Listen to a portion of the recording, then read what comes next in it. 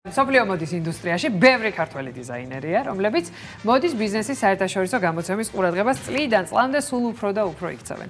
ამასთან ერთად ინტერესს იწვევენ მოდის სამყაროს დამწყები წარმომადგენლებიც, ბევრი ნიჭიერი ადამიანი იწყებს საკუთარი ბრენდის შექმნას და საკმაოდ კარგადაც გამოზდით ეს საქმე. თუმცა, არც ის როგორ აქციოს ეს ბრენდად ბიზნესად და გავიდეს საერთაშორისო ბაზარზე. აი, თორედ მაგაზინი საუბრობთ დღეს. ხოდა სწორედ ამიტომ მოვიწვიეთ ესეთი კარგი მარკეტოლოგი და ველით ახლა თქვენგან რჩევებს. რადგანაც სოფლიო ბაზარზე იმდენად უკვე ბევრი ბრენდია და ყოველდღიურად ახალი ბრენდი და ახალი სახელი ჩნდება, ჩვენთვის ძალიან მნიშვნელოვანია გქონდეს საჭირო ცოდნა. და ამ ყველაფერში ჩვენ გვეხმარება მოდის მარკეტინგი. მოდის მარკეტინგი გვეხმარება ბრენდებს და დიზაინერებს, რომ შევქმნათ გაყიდვადი საჭირო პროდუქცია.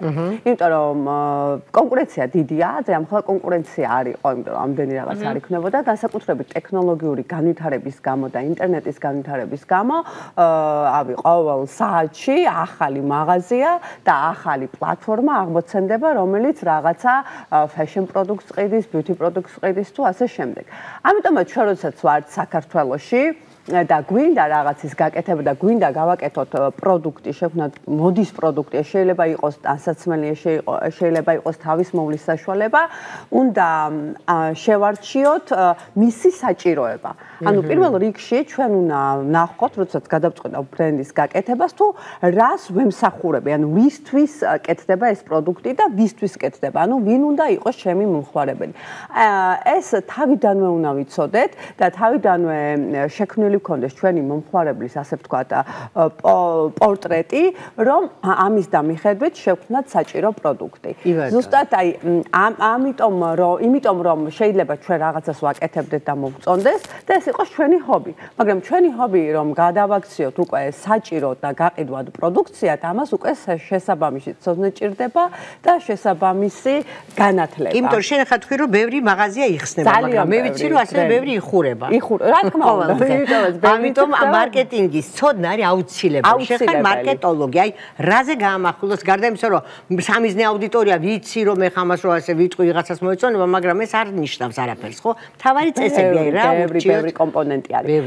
შემდეგ ჯერ პირველ რიგში უნდა გადავწყვიტოთ ვინ არის ჩვენი მომხმარებელი. შემდეგ ამ მომხმარებელს რომ გადავწყვეტავ რომ ჩვენი მომხმარებელი არის სიტყვაზე ახალგაზრდა გოგო 25-დან 40 წლის ასაკის, ჩვენ უნდა გამსაზღვროთ ამ მისი შემოსავალი, რას აკეთებს, როგორი ცხოვრების სტილი ცხოვრობს, რომ სწორად მივხვდეთ რა ფასთა კატეგორიაში უნდა განვათავსოთ ეს პროდუქტი.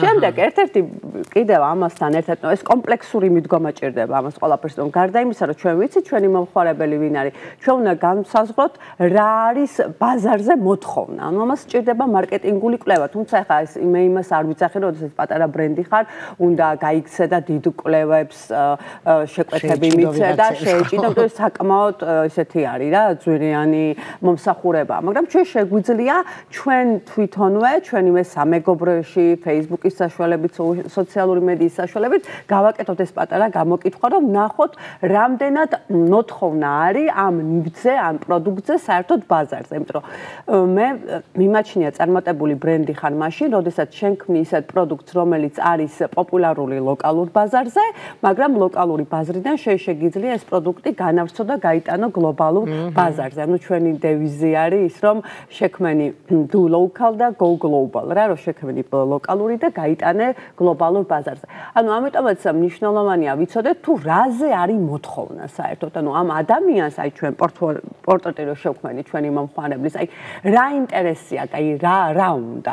იქიდან გამომდინარე თუ ვიცით რომ ეს არის ტრენდული და ამაზე მოთხოვნა იზრდება, იმიტომ რომ შენ შეგიძლია კვლევა ჩაატარო ინტერნეტის საშუალებით და ნახო თვითონ აი სხვადასხვა თემები და მიმართულები როგორ ვითარდება და როგორ იზრდება ამაზე მოთხოვნა და იმის მიხედვით შექმნა ესეთი პროდუქტი, რომელიც მორგებული იქნება შენს მომხმარებელზე, იცი რომ არის აქტუალური და ტრენდული და ისიც უნდა გათვალო და იმის გათვლად შეძლო ეს უკვე კვლევებზე არის დამოკიდებული და რამდენად გააკეთებს სწორად კვლევას, რომ ამ პროდუქტზე მოთხოვნა გაიზრდება.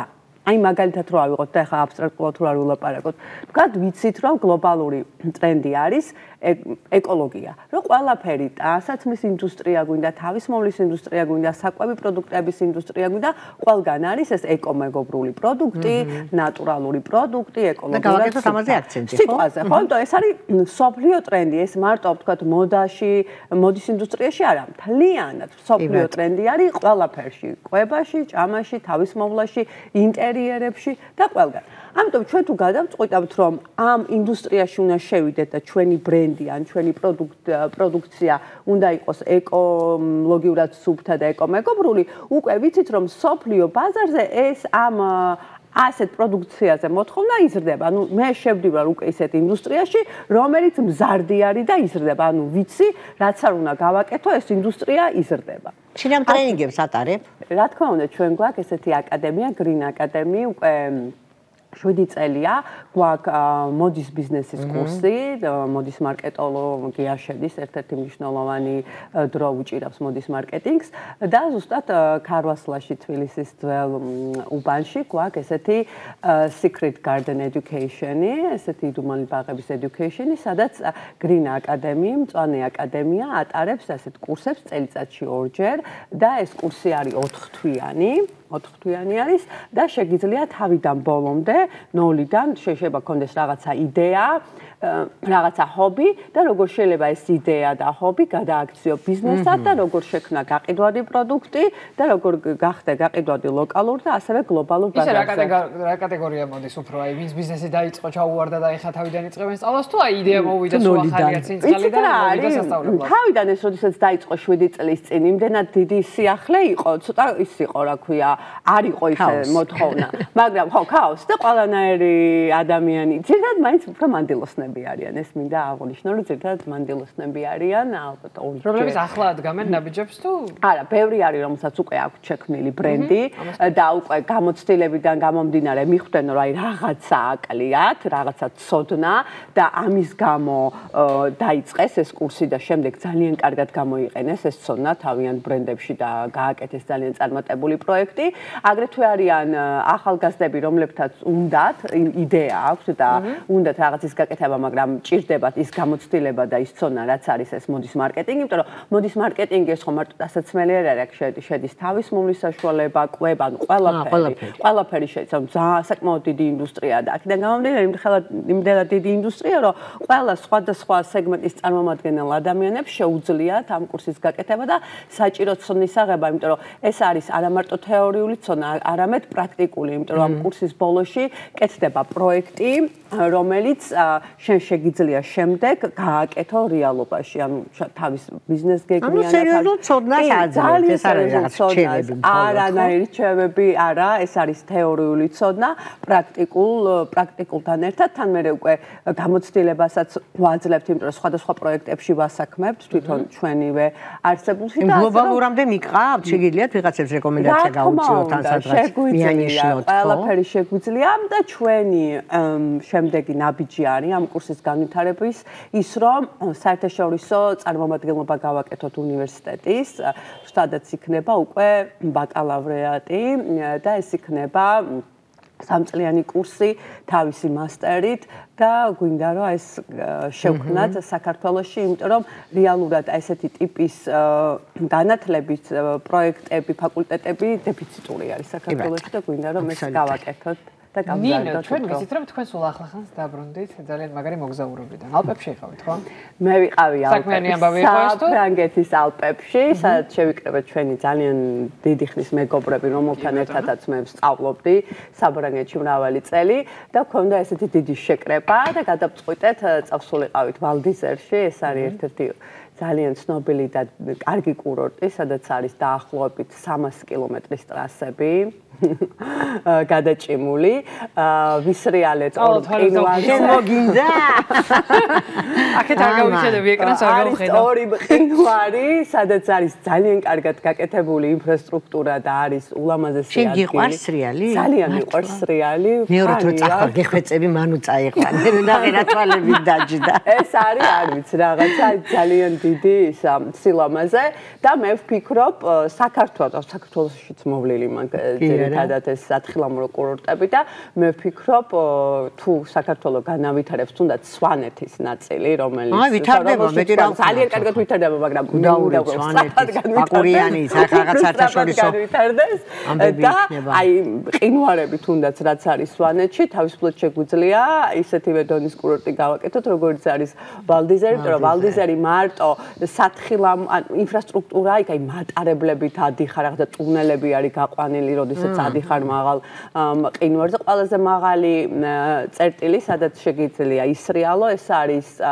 მარმონტი მწვერვალი რომელიც არის 3700 იმაზე სიმაღლეზე ჩვენთან გუდაურის კუდები არის 3000 არის გუდაურის კუდები და საძელე ცოტა მეტიც არის რომელიც საძელე ბოლოს ჩართული იყო 300 საუკუნის წინ ერთხელ არის სულ საძელეზე ისე ნინო მართალია მიხედვა უნდა ჩვენ კურორტებს ჩვენ მართლა გვაქვს ის რესურსი იმიტომ რომ დღესდღეობით გლობალური დათბობის გამო თოვლი არის დეფიციტი ასე მაგალითად წელს იყო გამონაკლისი და მაგრა ბევრი თოვლი საქართველოში ახლა ხარისხი რო შევატაროთ რა იმიტომ რომ სანამ წავიდოდი ვალდიზერში ერთი კვირით ადრე ვისრიალე ბაკურიანში და ბაკურიანში იყო ისეთი თოვლი, აი რაღაცა ფანტასტიკური. მე ვეძახი ახალი გაყვანილი კარაქივით რო არის, ეს რომ მოსრი, აი რაღაც სასწაული. და შემდეგ უკვე რო წავედი ვალდიზერში, ხო ვალდიზერში ძალიან კარგი თოვლი იყო, მაგრამ ძირითადად იქ იყო ხელოვნური გათოვლიანება. არა, ჩვენთანაც არის, მაგრამ ჩვენთან თოვლის ხარისხი რაღაც სხვანაირი არის, რა ჯობია, იმიტომ რომ მოკლედ სხვანაირია. აკური ისეთი რა ქვიათ არ ვიცი. შეგვიძლია ძალიან თავისუფლად მოსრიალე შემხვდით რომ მინდოდა მეკითხა მოდაზე, ფერებზე, ტრენდებზე, ტენდენციებზე ვერ ფერმობას წარით, იმიტომ რომ ორი მოსრიალე გაგიჟებული ერთმანეთს შეხდება მოთხილამურე, ტყუილია იქ რაღაცის ჩამატება. დიდი მადლობა ჩემო ძირფასო. კიდევ ვთქვა რომ ჩემ მეგობრებს რეკომენდაცია გავუწერო შემდეგ წავიდე ვალდიზერში. არა საქართველოში ჩამოდით მეთქი რადგანაც გადასარევი რეკომენდაცია. ბევრად უფრო კარგია თქო გლობალური გათბობის გამო ყველგან დადნებოდა ჩვენ უღრმესი მადლობა ნინო გისურვებ ბევრ წარმატებას და ხშირად გვესტუმრებთ. დიდი მადლობა სტუმრებისთვის, მადლობა ჩვენს მაყურებელს რომ გვიყურეთ დროებით გემშვიდობებით ყველაფერს. ნახვამდის.